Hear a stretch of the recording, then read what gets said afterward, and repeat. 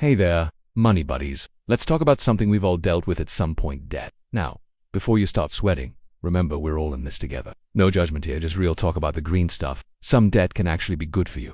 I know, right? Sounds crazy, but hear me out. Good debt is like investing in yourself or your future. Take education. For example, student loans might seem scary, but if they help you land a better job, make a list of all your debts, interest rates, and minimum payments, then prioritize. Focus on paying off the high-interest stuff first.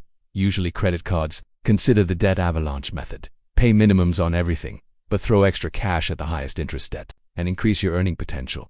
That's good debt. Same goes for buying property. This means combining all your debts into one loan with a lower interest rate. Call up your creditors and see if they'll lower your interest rate. You'd be surprised how often this works, especially if you've been making regular payments. Paid off a credit card. Treat yourself to something small. It's important to acknowledge your progress.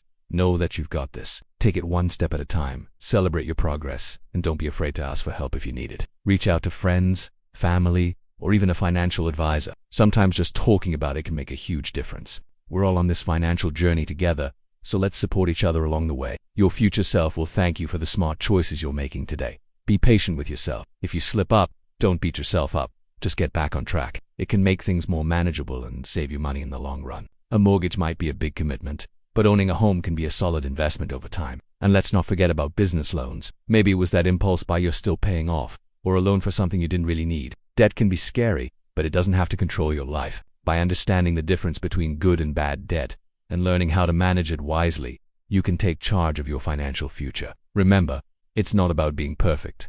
It's about making progress. The important thing is to learn from it and make better choices going forward. If you're reusing that money to start or grow a business that'll make you more money in the long run, that's definitely good debt. I know, budgeting sounds about as fun as watching paint dry, but trust me, it's a game. Track your spending and look for areas where you can cut back. Maybe swap those daily lattes for homemade coffee a few days a week. So, what exactly is debt? It's basically when you owe money to someone else. But here's the thing.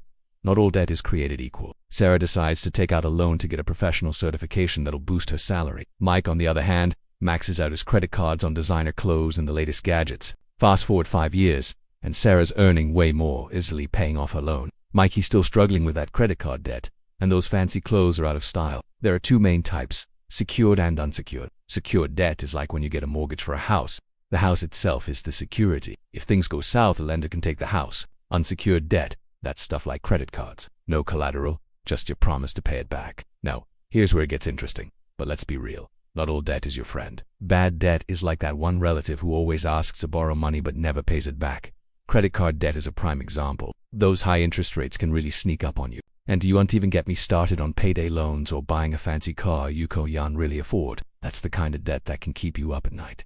Let me paint you a picture. Meet Sarah and Mike. They're both 25 and just starting out in their careers. So, how do we deal with debt? First things first, face it head on. No more hiding those bills under the couch cushions. If you're drowning in multiple debts, look into consolidation. And here's a pro tip. Negotiate. Yeah, you can actually do that. Now, let's talk about building good habits. Create a budget and stick to it. And here's something we often forget. Celebrate the small wins. Remember, getting out of debt is a marathon, not a sprint. Now, I've got a question for you.